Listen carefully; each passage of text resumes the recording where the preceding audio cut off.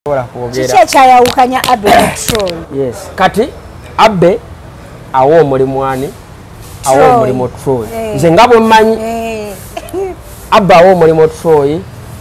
aberenga ya mukwasaganyiza abawala ino bavuga ino batika ku location ya ino ba shopping ira ya batwala ku shopping jukira we babaze n'ekirala Hadija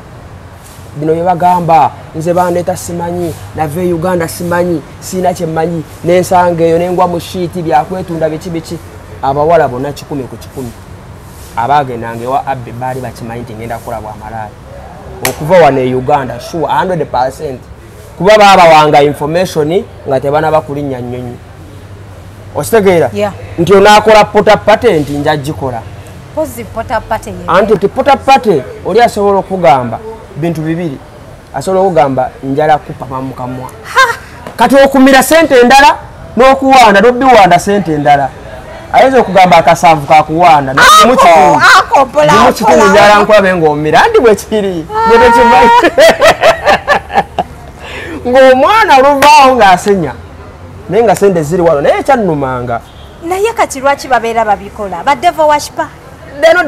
ekyo kyekimuwa essanyu fantasy kyekimuwa essanyu by that time abazungu bakisiru they have weird things bye bakola ate nga bya ddala eno temubimanyi n'abaana ne wano e Uganda bakuba they are rare cases nera gyebiri wano omugagga n'agamba nti nze saagala nabiri nze sibyagala tutandikire ku ekyo kati ngwegongo okola bwoti ngajja ng'alyoka akuzindula n'akuwa nagamba katandika okulya okuwanda sente endala bw'oba togenda bimira yogererawo kati gwe ng'olina okugamba nze gumu kitundu nja kugulya milioni 10 n'ezi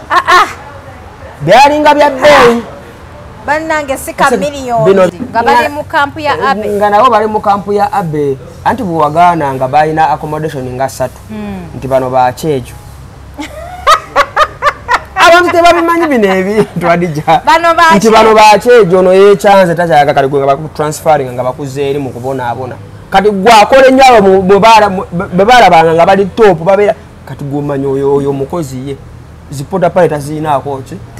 tazinaako zipota pate ngenzi banaye pota pate nga sente ogenda jiwa mukamaawo ositegeera ng'okimanyi sente yonna ya mukamaawo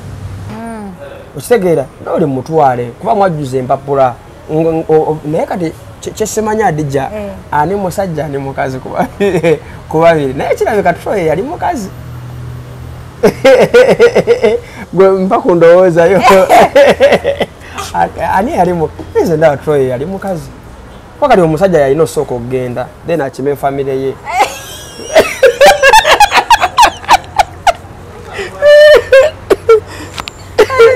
siwekiri omukazi osobola kugenda atewajja kukkiriza ate bawo yalina okugenda akime omukazi akime family ye kati ndowooza Troy yali ki yali omukazi kati mbulira ku kyayawukanya Abe ne Troy kati Abe ne Troy yalina mukazi we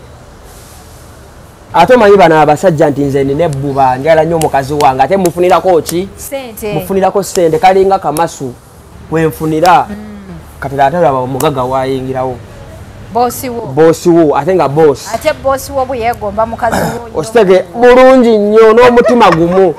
kuba ayinza okugoba okitegeera kuba kati akalimu bw'ogaana akalimu oba toyina ate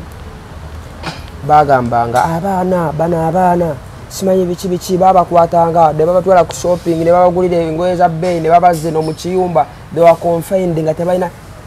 Hadija omuntu omukulu nga yo 18 and above nolaba embeera ng'eri bwetu nga tojagala nga every day in day out obeera mu clubs kusobola kungamba tosobola kudatoloka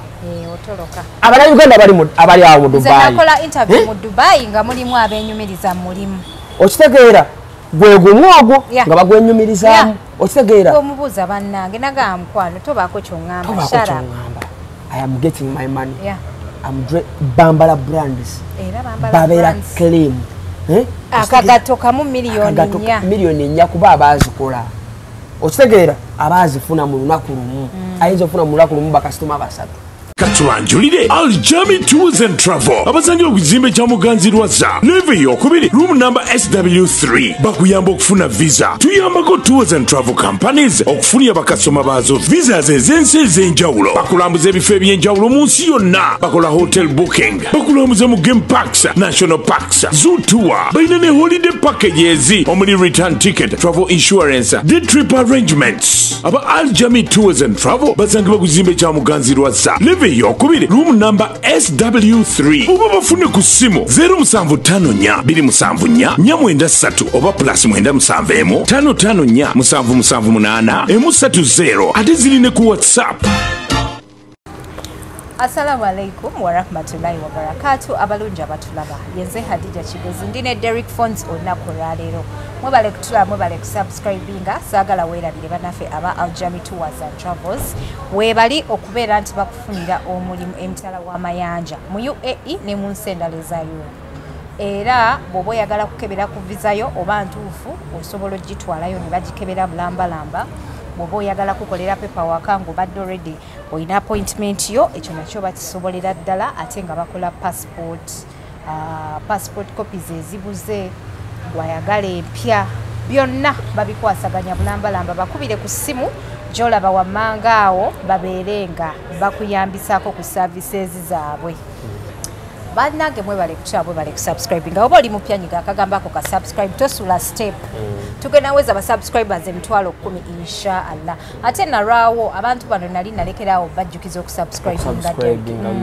omanyi olumu olina obajjukiza mulimu omuntu ng'akulaba buli kanaku naye nga tafaayo okusubscribe nga kituufu insayisa okulaba nange okusanga oli otya ndi bulungi bitambula bitya si bibi batugamba nti yemu abalina information yeyaani eya Mona omugenzi mbu simanya ng'omuzimu gwaloosa muganda we mbuno gusiba gugamba muganda we mbu bagugyeyo mu ddungu baguleete e Uganda naye sooka obuuze ku bantu saagala sala kigambo abatulaba mbalamusizaako mwebale nnyo tuwagira mwebale okusharinga content waffe mwebale okusubscribinga abatanaba okusubscribinga it's high time you did so wetuli naye mama Sereb oli wa bulumi wiiki namba nkugoba misiri tubadde twegoba naye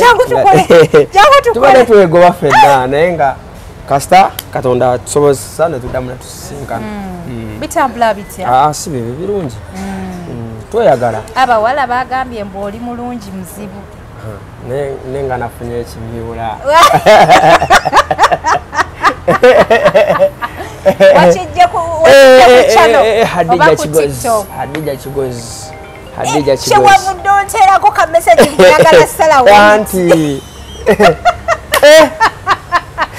kate nfiire mmiguwa owaje naye kati ngenda tandika leero ogenda tandika okola exercises banaye gw'omuvubuka omuto obeera otya nga toli fiiti ate katubeera mu bulamu buno comfortability nayo okitegeera naddala ng'olinamu ez'okulya kasente ebintu bibeera bizibu ntofaayo kati omala tuuka ku nsonga wali eri n'omanya nti mbulamu mwana gwe genda mujimu banno bali eri bakola we leero anti kati naye lwakuba obuzibu adeja buli abeera mu jimu bagamba obawe kino kyenkola gwe osobola okikola anti nze engeri gye ndi musambi wa mupiira sobola okugezaako obatesaana kusitula mugulu lwakuba obuzibu bwogera mu jimu n'okola obunyama nga bagamba oli mu kwetegaaddebiki tofa ku bantu bye boogera fa ku ekyo gwe kyoyagala okubeera kubanga abantu bye batwogerako byo tebiri kuwaayo okitegeera ate ebyo bye batwogerako bw'obiwa obudde osobola okulemesebwa okutuuka ku biruubirirwa byo mu bulamu okitegeera otherwise singa tetukyakola singa tetuliiko ku mutimbagano singa twekyawadda naye kola gwe kyoteekeddwa okukola abo aboogezi baveeko kati olaba ewaswalidde emiguwa inshallah kigwa leero ngenda tandika kati kaweefube wakola omuwala wamunnyonnyodde otya era tosobola bulwa bigambo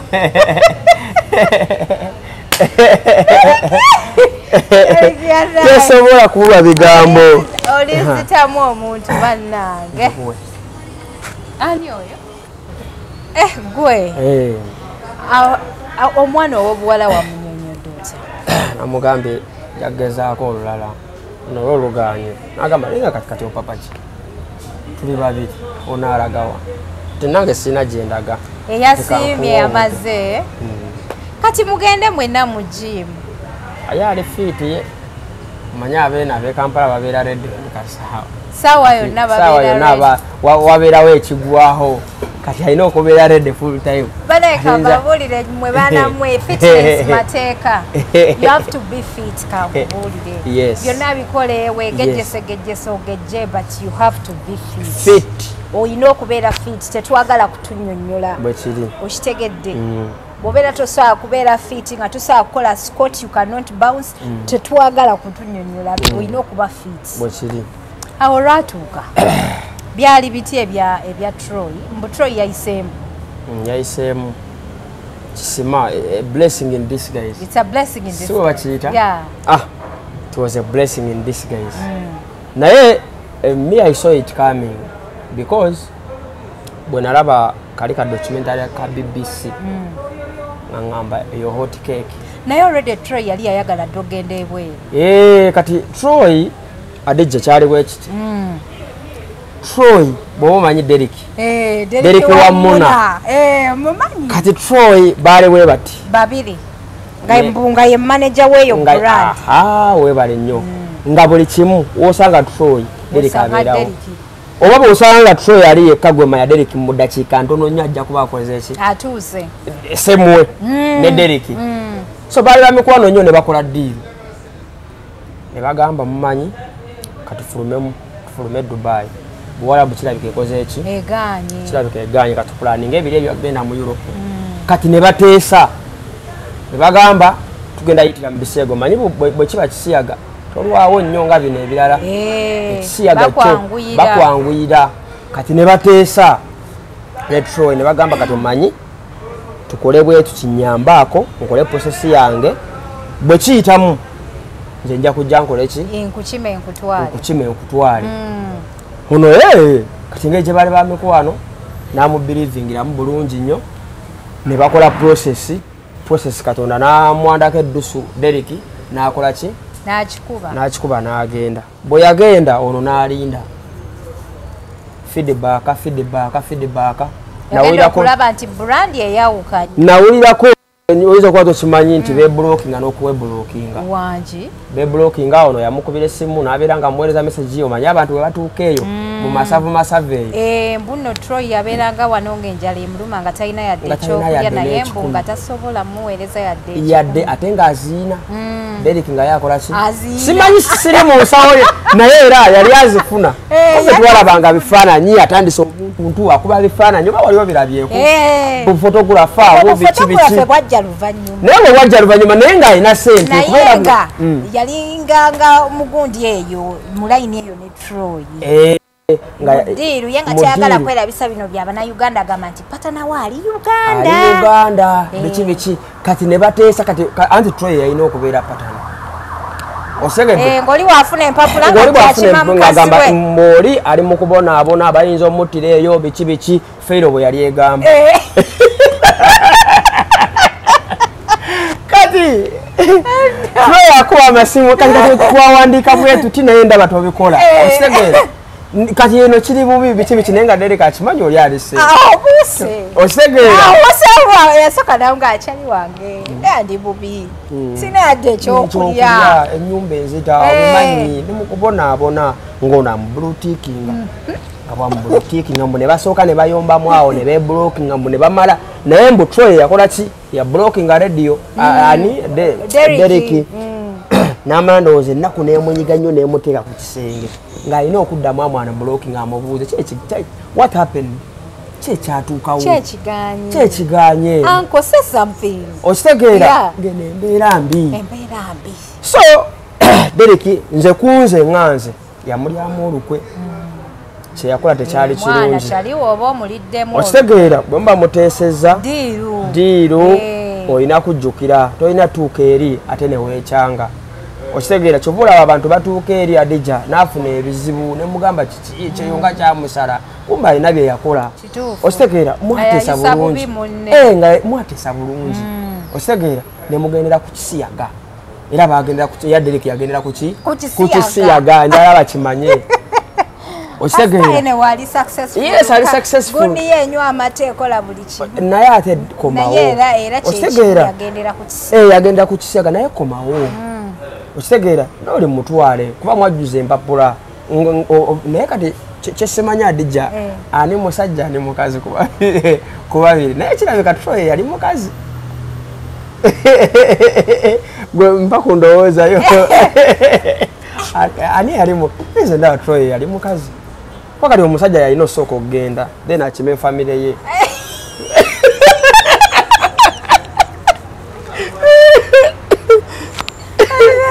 Wachiri. Omukazi osobola kugenda alijja kukkiriza gwe. Ate bawo yalina okugenda akime omukazi. Akime famire kati ndowooza. Troy yali ki? Yali omukazi. Troy n'alinda nga tebikola. Naye ye gugwe yakola ki? Yali yagukola n'ayisaamu oli munne. Naye abantu temujjukira abantu mwerabira mangu era ekyo nkivumirira. Okitegeera kama is a beach era otuukayo eri nebisoba nga gwe oli ali mu kusabira mbeera mbi agamba wampisa bubi twakola ddiiru nondyamu olukwe. Kati Troy n'asigala wano nga bw'obimanyi paka wafunye ka breakthrough. Sebako ka breakthrough. Eyo breakthrough ya amaanyi. Kati njagala otunnyonnyole ku Troy ne Abe baali bati. Ne bamala ne bakola ki? Ne baawukana. Ki ekyabaawo? Kati Troy Abe by the way Abe aluddewo abadde aluddewo mu Dubai. Abasinga nalabya interview ezisinga mbu yajja 2017 yajja 2016 naye Abe nze nga nkyaliyo nga nakagendayo Abe nga gyali 2016. Kiki ekyayawukanya Abe ne Troy? Yes. Kati Abe awo omulimu ani? Awo omulimu Troy. Nze nga bwe mmanyi Abe awo omulimu Troy abeere nga yamukwasaganyiza abawala alina bavuga alina bateeka ku location alina bashoppingira yabatwala ku shopping jukira bwe baba bazze n'ekirala Adija bino bye bagamba nze bandeeta simanyi nave Uganda simanyi siina kye mmanyi n'ensanga eyo n'engwa mu shiiti byakwetunda biki abawala bonna 10 ku 10 abaagendanga ewa Abe baali bakimanyi nti ngenda kukola bwamalaaya okuva wano e Uganda sure 100% kuba baabawanga information nga tebana bakulinnya nnyonyi. Okitegeera? Nti onaakola pota patent nja gikola. Positive pota patent. Anti pota patent. Joti mukamwa. Anti kati pota patent banga extra services. Nga omanyi massage wayogeze ku massage. Nti waliwo after massage. Okitegeera? Happy ending. Okategeera kati pota ape yalinga extra. Naye nga bagisasulira pota pate. Kati pota pate oli asobola okugamba bintu bibiri. Asobola okugamba njala kupapa mukamwa. Kati okumira sente endala n'okuwanda n'obiwanda sente endala. Ayinza okugamba akasanvu kakuwanda n'omukitundu njala nkulabe ng'omira andi bwe kiri. Ng'omwana oluvaawo ng'asenya naye nga sente ziri wano naye ekyannumanga. Naye kati lwaki babeera babikola? Ba devil worshiper? They're not devil worshiper. Kyekimuwa essanyu fantasy. Kyekimuwa essanyu by that time. Abazungu bakisiru. They have weird things bye bakola ate nga bya ddala. Eno temubimanyi n'abaana ne wano e Uganda bakuba they are rare cases. Nira gye biri wano. Omugagga n'agamba nti nze saagala na biri nze sibyagala tutandikire ku ekyo. Kati ngwe ng'okola bw'oti ngajja ng'alyoka akuzindula n'akuwa nagamba katandika okulya okuwanda sente endala bw'oba togenda bimira yogererawo kati gwe ng'olina okugamba nze gumu kitundu nja kugulya milioni 10 n'ezi byalinga bya bbeeyi bannange sika miliyoni bino bya ddala era omwana oluvaawo era waliwo ababikola abalinnyo ennyonyi wano e Uganda abaana ne bagenda ne babikola namalayo weeks 2 ng'alina bakasitoma be nga bana abapota pate n'avaayo n'agula Benz naye nga buli waalaba ettooke ayagala kusesema. Kati otuuka n'okimanyiira ng'oli akugamba nze emira bumizi.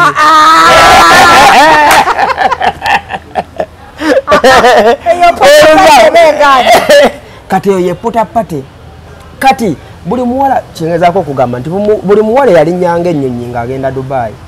mu ebyo bya Abe they briefed them basooka ng'obbawa briefing ne bagamba saagala tujje wano ate omulimu gwonooneke okitegeera saagala mu nswaze ngenda bateekamu sente nnyingi they were corporates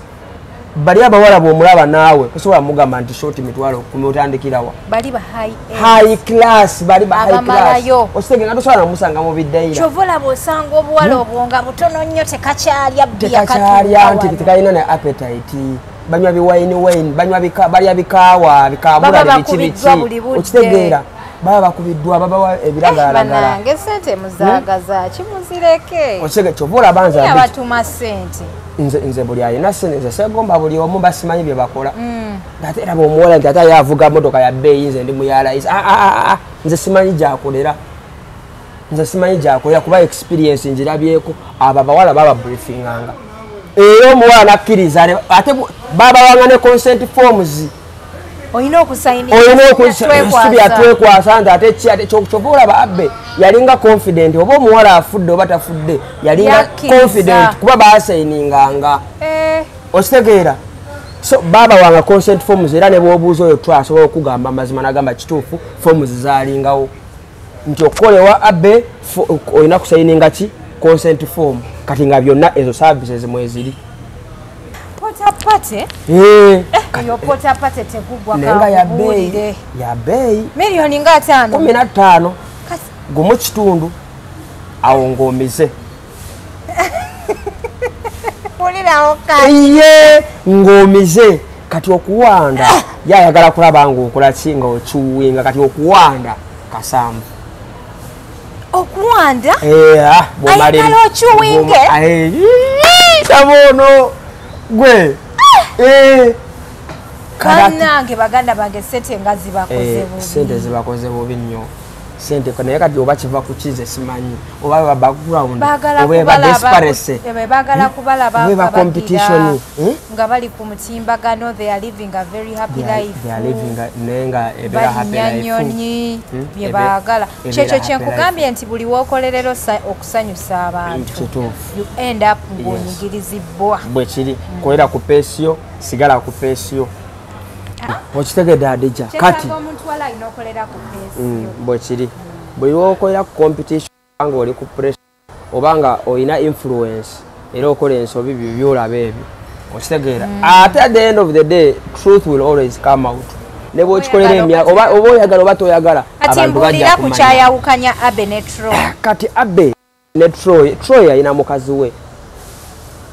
ate omanyi bano abasajja nti nze nina ebbuba njala nnyo omukazi wange ate mufunirako ki mufunirako sente kalinga kamasu wenfunira kati ate laba omugaga wayingirawo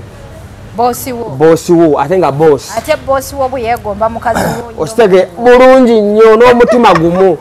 kuba ayinza okugoba okitegeera kuba kati akalimu bw'ogaana akalimu oba toyina ate nga kekakubeezaawo okitegeera kati awo tagali weyakola ki weyagira noono n'agamba simukola ki simuta kwati ono Troy era bayawukana bubi nnyo nnyo nnyo era nze ndaba yalwawo n'okukola ki n'okwawukana naye kuba baali kitegeeza Abe yakwana mukazi wa Troy nezibuukako n'agamba biki ate ng'omukazi bw'alaba omusajja alina sente bw'atalina tomunyumiza naawe ate nga Abba alina sente mpya n'enkadde newe wagendedde omukwatira mugaga musajja mugaga Abe is a very rich guy wa tribe yange naye simanyi abantu ba tribe yo mubayina eyo gwe ebyo bive nako wallahi nze badde mmanyi nti bali very simple yali musajja mugezigezi n'abagezi era gye bali ne bamafiya gye bali okitegeera mu tribe yaffe so ne baawukana bubi nnyo okitegeera era bagamba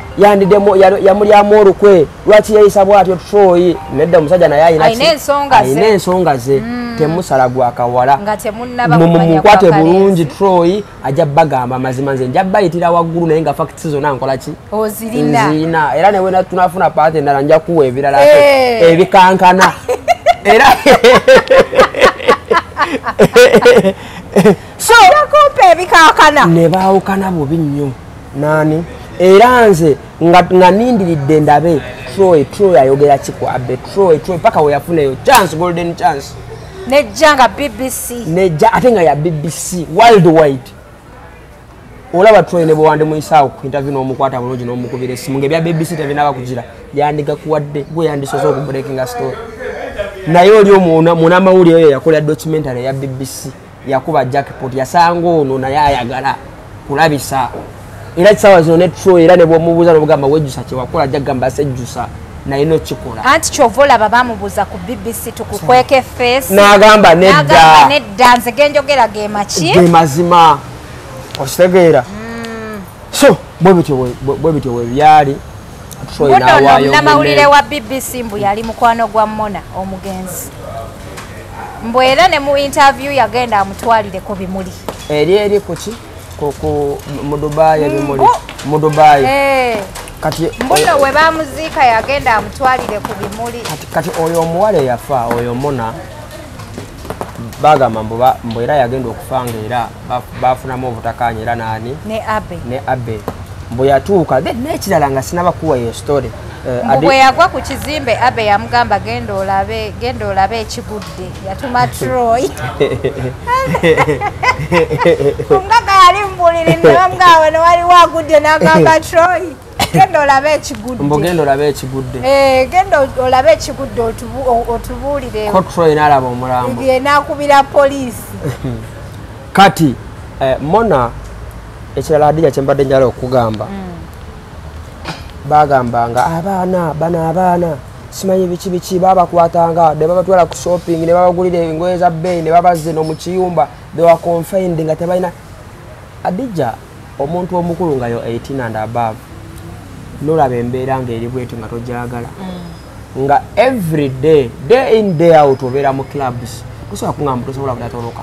otoloka Abannayuganda abali awo mu Dubai nakola interview mu Dubai nga mulimu abenyumiriza mulimu okitegeera gwe gumu ogwo nga bagwenyumirizaamu okitegeera omubuuza bannange nagamba mukwano tobaako kyongamba shara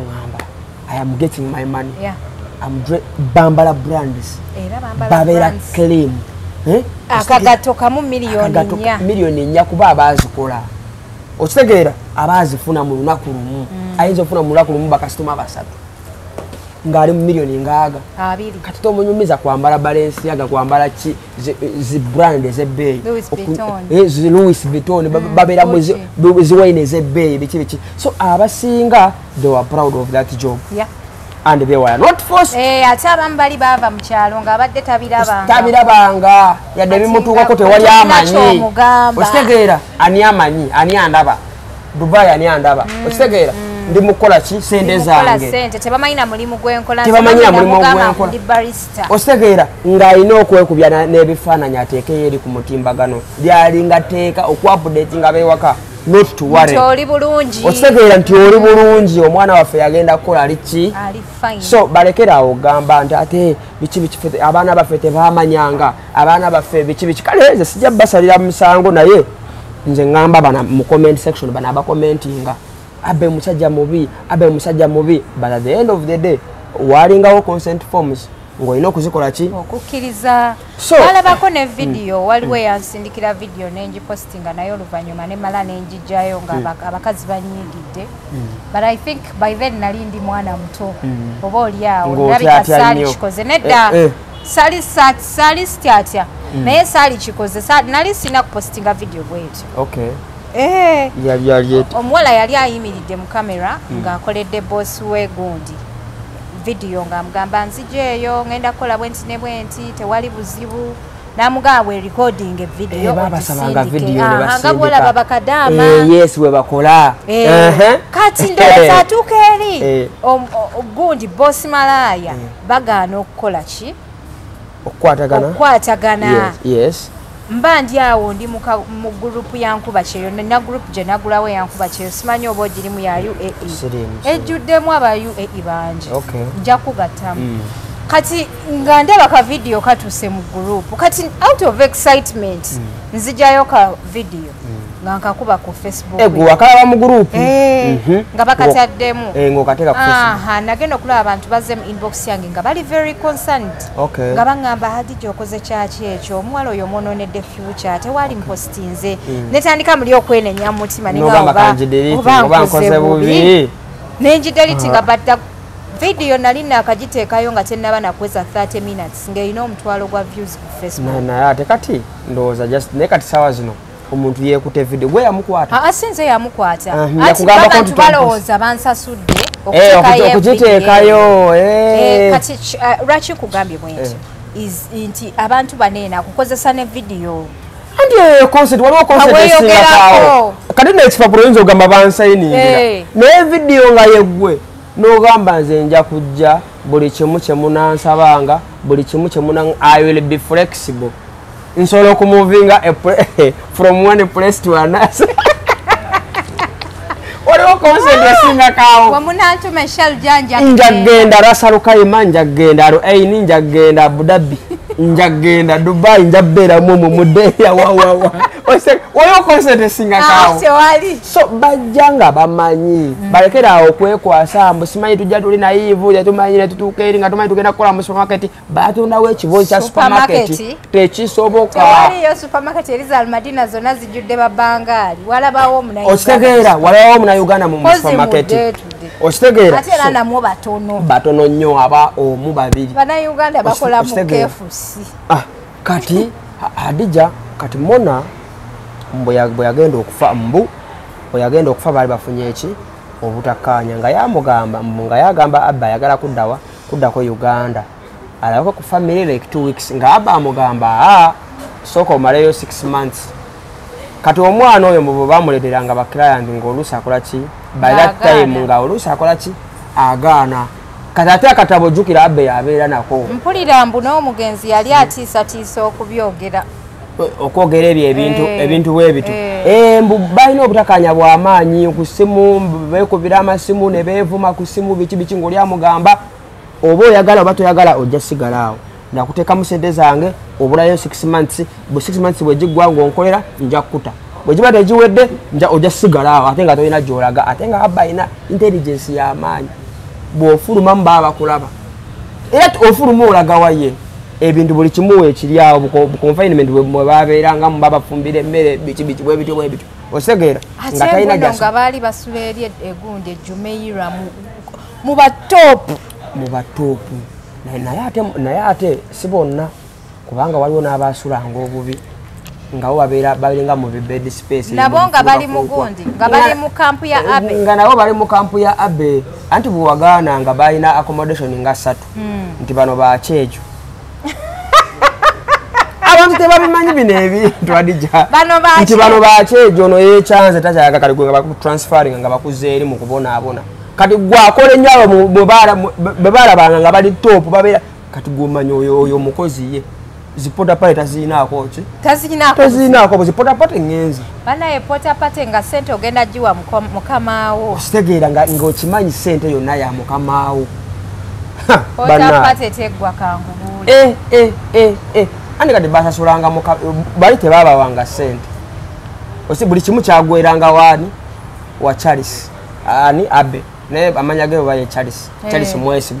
ositegeera buli kimu kyagweranga wa Charles bo bali mulimo services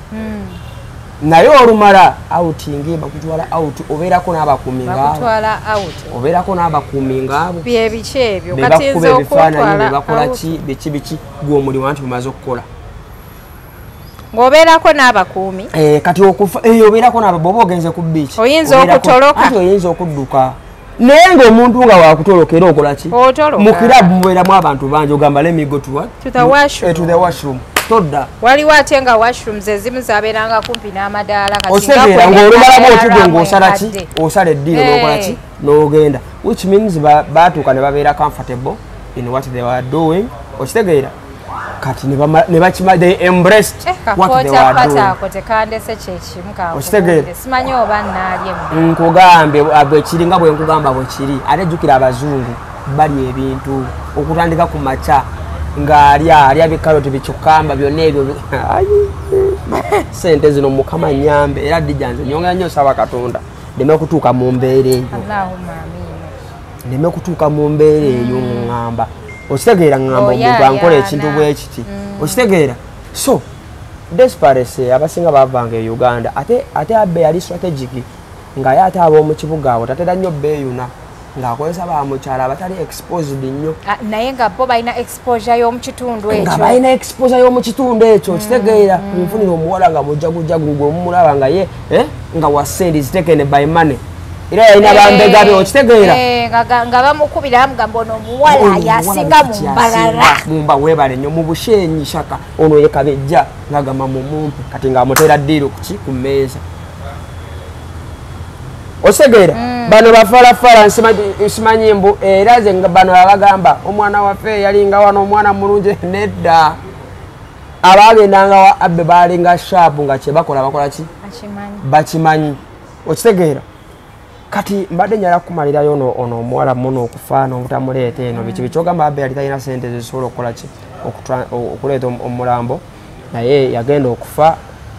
era ng'amutiisatiisa mugamba ngenda kunywa obutwa ng'omuwala agamba abbe okitegeera nga abbe amugamba bunywe kijja kunsanyusa nnyo okubeerawo nga tokola kijja kunsanyusa nnyo ng'okoze eki bw'oba obunywedde bw'oba bw'ogamba era kyovula bwe yafa ono yabiwadde fuya bannange gwe ng'oba olina omutima omuntu okufa ng'obadde gwe omukozesa nga gwamufunamu ssente okimanyi nti noobeera oli mutemu okitege kyovula banze kyansanyusa nnyo bwe baamuta abbe ne bamala ne bakola ki anti Dubai police okimanyi baddamu ne bamukwata obadde okimanyi oba omanyi gwe yafuluma n'akola ki baamuta n'atuuka ne ku airport anti Dubai police erina akakodyo ankakunyumize kuba kyantuukako nze kati Dubai erina intelligence osobola okwegana emisango gyonna aye ne bagamba oba ogyeganya katukole ki tewali buzibu tetujja kulumiriza katukute nga bagala okuteeka kuba watchdogs okitegeera kati nze lumu nga sinakunyumiza abbe nga bwekyali lumu nze bankwatako nga nnwana ng'okuba muno waliwo eyakuba essimu omulepalu yaŋŋamba twali tuzanya omupiira omulepalu n'aŋŋamba you black no mind tetulina magezi black no mind olwo bya mu kisaawe kali nze nakitwala ki personal nenkalinda neŋŋamba abanauganda ŋŋenda katema kaŋŋamba katya mbusiina magezi black no mind kati nze bwe kaafuna omupiira nakabuukira ate nekansala gasobola nakatuuka kuguukalize nengakuba ki nengakuba ekikonde waaliwo kamera bwe twali tuzanyira omupiira nekambukira kigo ku kigo kati oli nebakubira ki poliisi twali tumaliriza okulwana nga tumaliriza okukola ki okulwana poliisi ng'ekola ki ng'etuuka nga bagamba mubadde mumulwana nga tugamba tubadde tetulwana nga bagamba nga batuyingiza mu motoka nga batuvuga waliwo kalidia police station awo mu Abu Dhabi bakamanyi mulete Emirates fena netukola ki etuwaayo Emirates zaffe nagamba mubadde mulwana tubadde tetulwana this is my friend koka nekadi nekagamba this one my friend nzenga manyika ngambe my friend kandiye mulu kabansigaza niko nekagamba ngakatidde ki ekomera ne faini police mbulisi natunulira ng'alaba obusungu bundi ku face ng'alaba akaja nagamba mubadde mulwana ne tugamba wa Arbab tubadde tetulwana Arbab this one is my friend but someone called ne tugamba ne twali tukola ki ana omukazi najja mu police yali muki n'agamba no maybe they are not fighting let them go kumbe batutadde bagadulengako maaso balabe reaction nga tufulumye kati tufuluma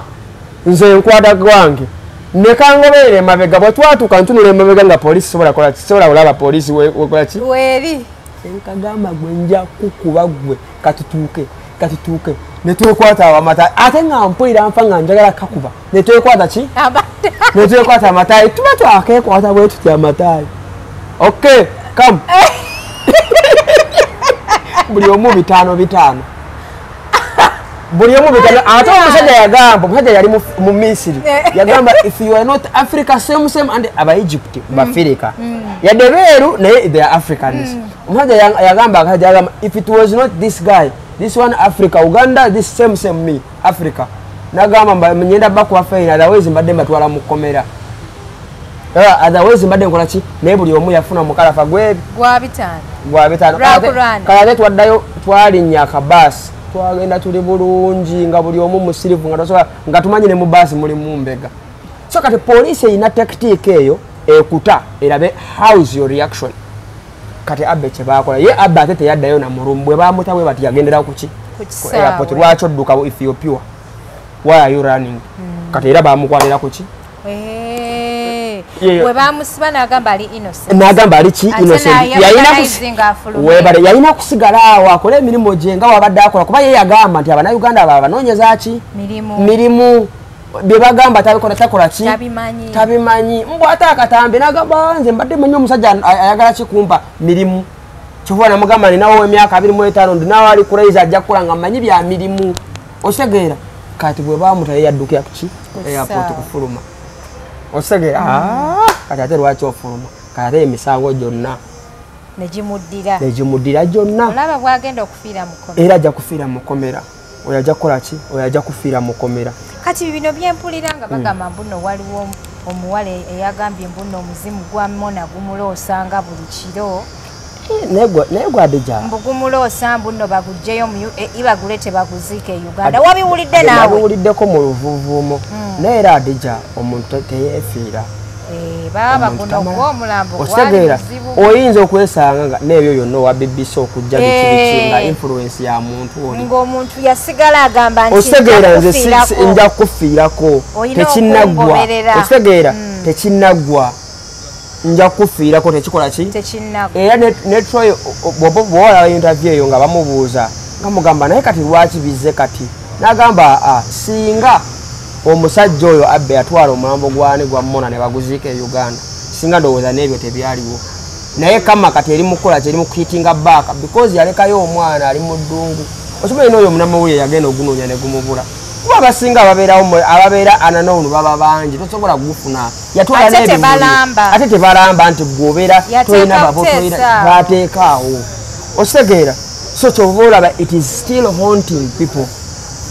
okitegeera omuntu teyeefiira bannaaye tosobola kukola kintu you cannot do away with murder oba myaka 10 okiba tekikutte gwe kijja kukwata omwanawo ajja bisasulira ebyo byewakola okitegeera kifuula beera kati gutandise okuloosa abantu nange mpulira I'm not sure but mpulira nange nabiwulidde ku TikTok gutandise okuloosa abantu ekibu kigwagala kuddayo eri era nze mbakubaabirwa kwa kati saawa zino ali helpless era naye ali mukomera talina gezi finances ze zonna obusente bwabadde abuteeka ku kadi zonna kati awo sente ziba tezisobola kukola sizizo zidda mu gavumenti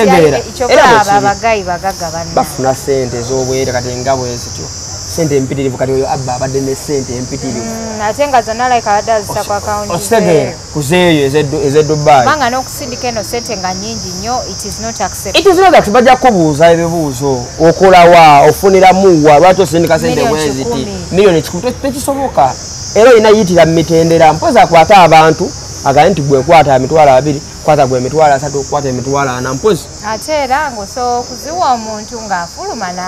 n'azirya anti oba omuwadde kuba tekikkirizibwa tojja namugamba nti oba ompadde sente oba nkuwadde sente lwaki oziridde okitegeera so eri waliyo finance bagiyita ki regulation financial regulations z'amaanyi ziri strong ate zikola singa bino ebyaffe nti laundering money laundering nti yo osobola ogikolezawo nawe oyagala eri amateeka gakola ki gakola kati ezo sente zonna gavumenti ya UAE ezirina muki mutaano kati tesayamba singa yatoolako n'atwala omwana singa omwana yeebase anyway accidents zibaawo omuntu n'afa ku mulimu okitegeera naye omuntu ayagala kuddayo n'agamba ayagala kunywa butwa n'amala n'amaliriza ng'agudde ate n'agwa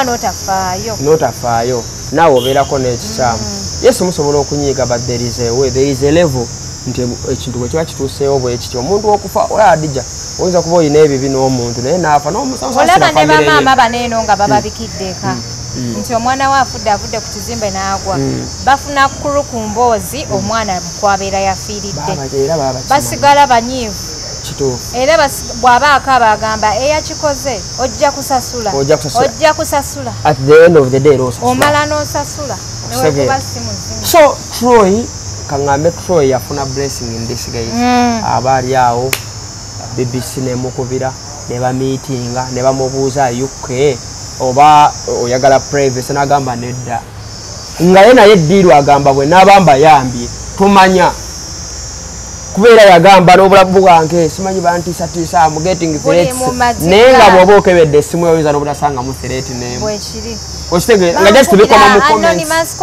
mbusimanya tebiriiyo ebyo era njala abantu bakimanyi tewali amukubira ssimu tewali ana n'onukunze ezimukubira yes bikoma ku comment sin simanyi wamuliddemu olukwe biki era abaabisoma naye yakakozesa nga strategy kuba yali yayagala dde okukola ki eri mu ntandiko ya Derek nebikola ki kati waba nasisinkana simanyi bwana bamufulumiza nga bwatuuka yeeri n'abeera stable waba nasisinkana Derek oba kati bayawukanira ddala ate n'abagenda mu US abagenda mu US Derek yalira era basobola okumiitinga naye so kati kabadde kajji n'akasamba mbuno yatuuse eri n'abagamba mbu embeera ye si nnungi engeri gy'abadde akozesaamu ku drugs awulira bubi mbu ne bamusindikira private doctor okuva mu US najja paka ku apartment wasola bamukebera obwongo naye era nga bw'omulaba yali yavaako ye nga ye abadde tateredde ng'abyayogera kati omuntu gwe baatuma ng'owaliwo agudde ku kizimbe n'apepentuka bwe pya n'amulaba nojja n'omulaba otyo tosobola sigala kyekimu okyukamu mu bwongo era okyukamu era yali yawungamu era nga bw'omulaba okitegeera ne bw'aba ayogera ng'osobola omulaba n'ogamba naye omuntu ono tali ki naye ndowooza ajja kgenda mu rehabu bamukoleko emikolo osegeera oba anatereera ajja tereera oba Pimple Troy abadde abumazeemu ebbanga myaka nga 6-7 nga buli lunaku byobeeramu abadde abumazeemu ebbanga ne wano mbu ne bwe yajja e Uganda yali yasigala akyabukola naye obwa Uganda bufuna simanyi munnaye emitwalo 5, 3, 4, 10 waliwo wano abawala abagagga batoopu batoopu nga balinnya n'ennyonyi so bwe bityo webyali kati musabire gyali ndowooza ajja kukola ki ajja kufunirayo emirembe otherwise Uganda yeebadde mutwala obimanyi naawe ebye Uganda okitegeera naye ng'ate abe yekka gwe baafunye omwo mu Dubai naye nga bagunzi abantu bangi mu Dubai abakola omulimu nze nina negwe mmanyi bwakuba kati saagala mwogerako nina negwe mmanyi byakola ate yeerimbika mu bintu bira musajja naye ekiseera kijja kutuuka bajja mumwanika waneeno era bw'anaabiraba nga mbyogedde ajja kujja mu inbox yange kuba nze ddiiro njemanyi simanyi ate ajja kiraba kuba nze mumanyi abantu kati kadija kankubuulira abantu bwe twambala waneeno olaba omuntu ng'ayogera ku TV ku TikTok akoze live neyeerungi yaba naye nze ndaba abantu n'olaba omuyaaye nga naye ayogera ku Abe wali awo era bajja mumwanika ekiseera kijja kutuuka naye kyakyo kyekimu kyakola kyennyini sente zonna n'okupanga bizinesi gy'alina eyo kati awo omanya babeera bali obadde okyanyumiza mbadde nkugamba nti abantu beerimbika omulaba oli mu kukola bizinesi kumba alina main bizinesi bukanya kulaba bizinesi esigala eyimirira mwaka ku mwaka etambula kumba alina bizinesi egikola ki egisapootinga kati waliwo ababikola ku leve ya Abe webali omwo mu Dubai ku leve yani lwakuba it is not yet their time n'ekiseera kijja kutuuka lwakuba kati baatiddemu okitegeera bagenda kukyusa mu pulaani nze nkimanyi bagenda kukyusa mu pulaani era nze nkubiriza abantu kati byakyuseemu bw'oba omanyi babadde bakusomeddemu ddiiru ng'oli mu pipeline tosooka kgenda soko okite bakati namwe bagenda tandika bulungi nnyo okubakwatira ddala wako obujulizi buli yagamba nti nze nsobola bulungi nnyo okubakwatira ddala kati saa zino bali mu raid okimanyi nti poliisi saa zino eri mu kwatakinga ebyo ebiyumba ebyo bed space oba obimanyiiko oba tobimanyiiko oba tolina mbapula tolina employer nga bakukwata so nze mbadde nkubiriza abawala ababadde mu pipeline kuba kati nze oyo gaayi gwe njogerako nga si Abe abadde alina abawala 12 abagenda okuyingira oli muwala ajjukiramu omukadde simanyanga 3 bateera mu ddala sente naye nga bazifuna sivaamu ate omala muweereza ka 360 n'alaba kati saa zino tebakyayagala nabo n'obusiriimu mpozi otuukayo eri n'ofuuka siriimu lwa mbeera Okitegera nga tokyalina appetite issues biki biri okitegera baagala kati masavu kuba wala abo 12 nina I'm in contact with 3 right now baze anti chena bagaye baze mu inbox yange deriki baze mu inbox yange kibadde kiriwo kangulage buli kimu kangulage papula nandago muwala nanga tuli basatu we are 3 nga bava mu neighborhood yemu naye ate omulimo byode bakola bana babeera mu mabaala abagala lifestyle y'ebbeeyi osegeera ababiri bambala omulala abadde ava fotipotu naye nga bemanyi basoma bonna nga bali mu ddiiru eyo abatwala yoyo gono gwe nkugambe si abbe kuba alina bye yatwala kati oli bwe yandaba ku tiktok najja mu inbox nangamba deriginze mbadde ngenze engamba togenda bw'oba okyagala soka olinde osegeera so kyesobola okugamba abantu sente bannaaye bw'otazeetwalira mpola zisobola okussa kati era abo abaana baafa because of that okitegeera kyensobola okuwabula abantu sente you can get money at your place bw'oyagala competition bw'oyagala okugoba sente byebivaamu ebyo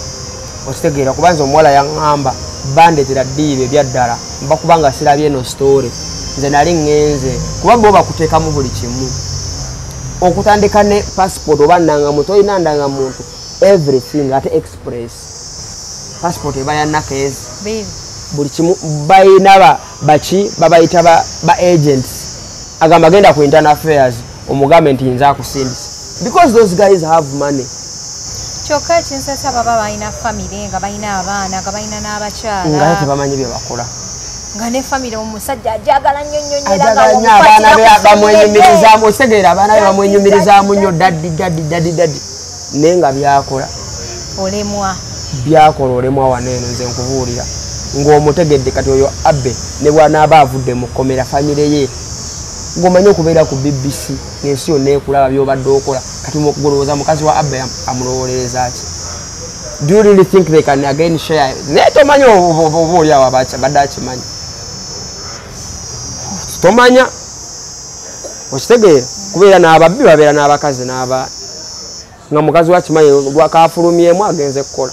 katumusabira dde okitegeera so byebyo sente zissa bw'oyagala nnyo sente ate ngaezo ng'oyagala quick money ebyo byonna it is quick money otherwise nze nganze sita wange tebasobola muliiramu ne bamuwa ddiiro nga njiwuliddeko ne bamuwa ddiiro ne bamugamba nti jangu buli kimu ne pota services zibaamu wali eri mbu n'okonsentinga munenzikiriza sisobola kukkiriza otegera pota ate yo ate kati yo kyenkugambe nti yo yeriko sente era omugagga bw'aba abagamba mweyuna ezo mujja kwanguwa kunsasula okitegeera mujja kwanguwa kukola ki kunsasula kubanga owa abbe kati kankubuulire Adija owa abbe mbu bagamba mbu olina muwa miliyoni 15 olina muwa 150 lwaki kati kankubuulire process kati obadde okimanyi oba mwogera erinnya oyo omusajja sijja waliwo waneeno serebu waliwo wano serebu ate na musiraamu serebu musiraamu yatwalako mukazi wa boyi wange namugamba ngenda kufunira omulimu e Dubai serebu wa wano nja mukugamba off camera bwe yamutwala namugamba bwe yatuukayo eri ne bamugamba omanyi omulimu ogwogenda okukola tukutaddemu miliyoni 2 mwezi miliyoni 2 naye nga process yonna yagwera mu miliyoni nga 4 obimanyi bya visit visa biki okitegeera bwe yamutuusa eri e Dubai namugamba ogenda kukola bwamalaya to kyekitu tukugambye amazima contract zikyuse obadde wakukola nga waita naye kati saa zino ekiriwo omuwala muŋŋamba amazima nti kyekyandeeta ono serebu ku ssimu namugamba nze nali mmanyi ogenda kukola bwawaita naye bw'oba otuuseeyo ne bigaana kola ekyo kyebakola ki kyebakuwadde kyekiriwo ku puleeti kati omuwala n'abuuza omukazi omuwala kati weebali sente bazifunira wano e Kampala ne boba toli e Dubai kati omuwala n'abuuza omukazi kale nzize ngenda kusasula sente mmeka ko ye milioni 2 mwezi ngenda zikusasulira mu bbanga ki ko ye emyezi 3 omwana agamba kale kankole ye nakulanga abala myezi emeka 3 naye okumanya oyo muwala simanyi okumanya oyo muwala yita kyagala yakubira bbaawo namugamba nze simanyi oba onanzikiriza naye kyekyendi mukukola right now is what I'm doing kyekiriwo ate simu 1 ne simu 2 obimanyi bwe nkugamba simu 1 ne simu 2 oba obimanyi mu maaso ne mabega namugamba mazima kati ng'omusajja mukwano gwange nnyo akimanyi mbadde Dubai biki nampita nangamba kino kisoboka kitya omukazi oyo yali mukunimba is it a prank or what wuliriza voice notes nempuliriza voice notes mu maaso ne mabega nze simanyi kyakukola biki koye obadde eri ku muwala oyo yali mukunimba tayagala kumpeereza ssente omuntu yava wano ng'agenda kuba waitress ate nga ndowooza bambi balayika akasente baakafuna babiri n'omusajja omuwala agende neŋŋamba ne mugamba omanyi nga bw'ayogera mu ddoboozi akaaba tasobola kulimba tewali muntu asobola kubeera proud ng'ayogera ekyo ekintu okitegeera ko mulenzi aitizoka emyezi 3 kagikole ki kiggweko nja mutwala mu ddwaliro bajja mumujanjaba kuba ye mukazi wange muyinamu omwana nti kale emyezi 3 wejja kuggwayo n'agamba omukazi namugamba emyezi 3 gikoze eki giweddewo njagala kukola ki njagala kukomawo nedda omukazi yagamba omukazi ayina omukazi boosi we webale nnyo okitegeera gwawa ssente jjukira oli ye talabangako naku ssente yadde n'ekikumi n'eki asooka kukolera mugagga oli aba ali awo ne bakonkona nga mugamba awono wa simu 2 si wa 1 nti kale nga yeeyiwawo wali kati emyezi 3 giggwayo ennaku 9 n'agamba boosi omukazi namugamba giweddeyo leero badde nsaba ompe ku paperwork ompe pasipoti yange nfulume namugamba tonaba kumpa koota tonaba kumpa koota ya milioni 25 oli mukunsinekirako mannyo tonaba kunkolera era jukira amwagala wa simu 2 webale byonna abikola ali flexible oba versatile oba flexible kati kyogerebwe okitegeera omuwala n'akubeera essimu agamba munyambe omukazi leero ngenze musaba ki era agayo mbusinaba kuweza mbu akakolako milioni 3 nagamba naye nga abasajja nga mbadde naye bakabajja nga 6 7 buli lunaku gwekumala 90 days okimanyi era bannaaye nze nkubiriza abawala bwe bajja mu inbox yo nti fe tujja kutwalira kyovola banagamba wali eri mwerinda binengamba when the deal is too good always think twice okitegeera bajja kujja mu inbox yo you will fall prey bajja kugamba buli kimu tukuteekamu buli kimu jangu okole mu supermarket tejja kuba supermarket era ejja kuba supermarket y'abasajja nga gwe balonda gwe variety agwe bintu okitegeera ate webavaawo oli bw'omukolako obulungi andi kati gwoba okola omanye ebbanga lyange eriggwayo kati ate abasinga bw'amala okoleje bw'amala okusasula bamugamba nti kati omanyi oli mu myaka 2 kati omaliriza okusasula kati naawe weeyiye myaka 2 naye omanye emyaka 2 ngakolera bwereere ku basajja 7 omanyi kyekitegeeza so bw'oba oyagala kugenda wabweru deal with the right people teekamu ssente ebyobwereere bissa ekyensobola okugamba abantu adija ebyobwere ate naddala abawala bategetinga abawala omulenzi tosobola bimukola n'abalenzi bali eyo baasirana be bakola abalenzi gyebali andi gyebali naye ate yaba akimanyi sigamba mbu omutwala mbutamanyi mbu omulenzi yagendayo ng'akimanyi si mutu bagendayo bulungi n'akola akacubake n'avaayo n'ebina n'avaayo n'ebisatu bulungi ate abalenzi balayisi nnyo Dubai babeeyi wano naye eri balayisi nnyo kubanga eri bangi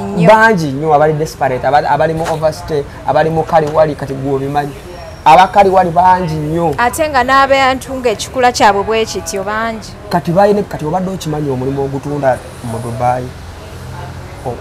obutambi buno ebya bolomovi bino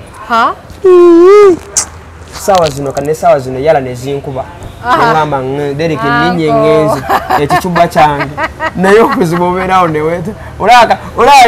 linki baziraba eri mu bazungu andi kyenkugamba eno tetuziraba na wano mbu waliwo omukutu kwe muzirabira omukutu kwe guli naye ate ogwe Dubai mulala mukko ababiraba population like traffic ya mu Europe eri oli awo nga bituuse anti wattuuka mu Uganda naye yabala netuuka anti at the end of the day emikutu gimane gikola ki negisatulatinga oba kummwe ne wavaawo omunaganze nechanze sikyabyagala kati kambakole ki kambabye osegera n'ateekawo linki olaba osangayo omusajjawo David ndago manyo ali mukuyola kumbe yali mukazambooko ate gye bali banji sawa zino abasinga simanyi nze kampani yange mbonyabonya gabajjangu tujja kukolera buli kimu lwakusatu na lwakuna osiiba wano osiiba mu kuzanya butambi tukuleetera ono ne tukuleetera oli mulungi olondawo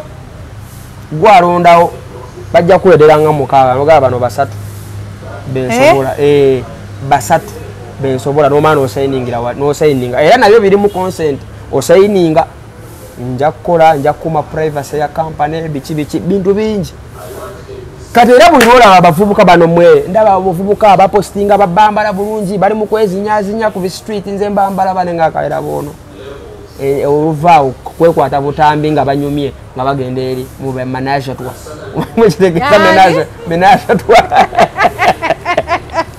Nobody jawabera Dubai ngokwaje wachito informed. Menage tokimanyi. Fala natural. Fala. Gwe naye metemeta kana Dubai. Bali mubuza.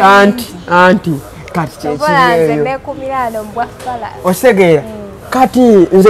bano mwe mwabalenzi abawala olaba muganda wali eri mukwano go obbiu. Tomanyi kya. Ngabera smart yekubefana.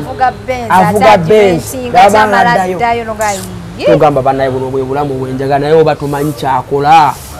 ositegeera mwebereremu oba tumanyi kyakola tebwegomba gomba nkibola kati sikyegomba gomba nabira balaba bandeetera zidiru zezo naye oba background naye matarenga kubanze nze eyo bagindeetera eyo diru genda Derek oyina amaanyi nengamba amaanyi nga ino olwo sinabamanya story ki amaanyi ogayina nti ngayina kati no waliwo diru watakola exercise omuwala yakuwuye nengamba nedda ndeka olukaaga ndwaga kati zakendera balira time lukaaga awo 2019 nga baŋŋamba lukaaga omu bakuleetera abakazi basatu kamu 8 ovaayo na 18 bukilips bubanga mukaaga kano kati temamu wali kiganye tojize nga woyina kuddamu wali omukute bulungi muwenjule bwode bikibitinza naga sijja kusobola eyo datemane sijja kola ki era bangi nnyo abayise mu kkuba ezo sente tebazifunyeemu ne wabazifunye era ebyo sente zabisiraana ezo ze ŋŋamba zabisiraana ebwe kiri naye nga babikola nga buli lunaku olina kuddayo okitegeera twalaba n'abazanyi ba movies abasinga obungi abakoze nnyo ebintu ebibi era oluvaawo ng'agenda mu rehabu abeerako n'ekikyamu ku mutwe troma abeera bagira nnyo banywa nnyo bakozesa nnyo ebiragala alina osooka kwejjako okitegeera okukola ebintu bwe bityo ebyensonyi so nze nkubiriza abavubuka nkubiriza abawala adijatekawawo kamera awo mukyanga nga bakulaba abantu nga bana abantu ababeera ku seeti simanyi producer simanyi bikyo wasongulayo eba tiimu abantu nga 25 abantu fiririza so byebyo mwabeegomba nze mbasaasidde ojja kugwa mu buzibu lwakwegomba tambulira ku peesiyo companies zizo wezili Alijami Tours and Travel genda mu Alijami Tours and Travel wewandiise osasule ositegeera bakuwa ebisale ogende naye ng'okimanyi oli kuki okimanyi oli kushuwa so nze byebyo Adija. Thank you very much. Program ya lero buchango tandika kwogera enyumidde nnyo and I hope more programs bwekiri ndiye oba badde okyali mu akatenga nti munange oyina gye wava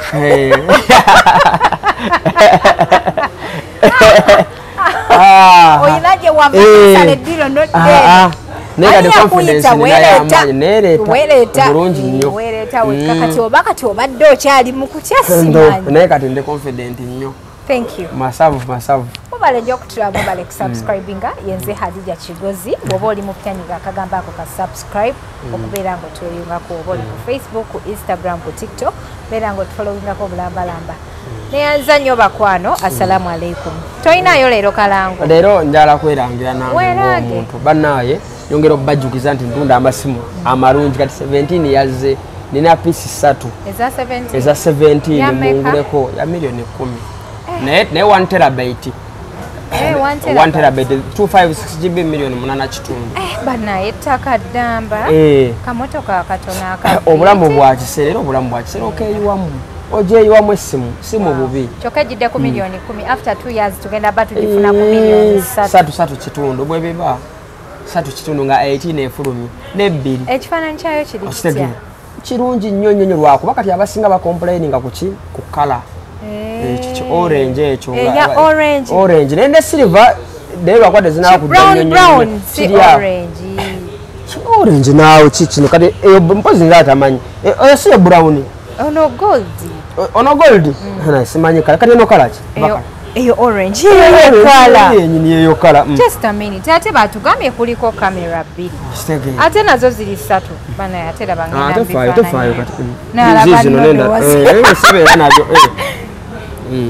orange oba just boxy orange kala bwetyo bweri kati abasinga ate nalabye eri obwedde eraga nti waliwo 17 air 17 pro 17 pro max bbiri eno 17 pro max eya kamera ezisatu eyabbiri eki 17 flat osege anti zigira mu series 3 ku 4 17 pro 17 pro max kati waliwo ne 17 air eringa XR akamera katono osegedde okugula 17 ng'erina akakamera akatono oba onkoze milioni nga 4 namba so oyina gula eyo masafu so banaye ntunda amasimu amalungi iPhones ne Samsung ate ku beeyi poa musobola okumpagira yes kyensobola okubagambe osangibwawa ku kisa kya Maria level 2 soma enamba yo enamba yange eri 070 nkambawo MTN waje nkozesa nnyo eri 0766 55 4507 zidem 0766 554507 obonda bingako ku WhatsApp ne nkwasaganya okay mwebale kutwaba naye mwebale kusubscribinga assalamu alaikum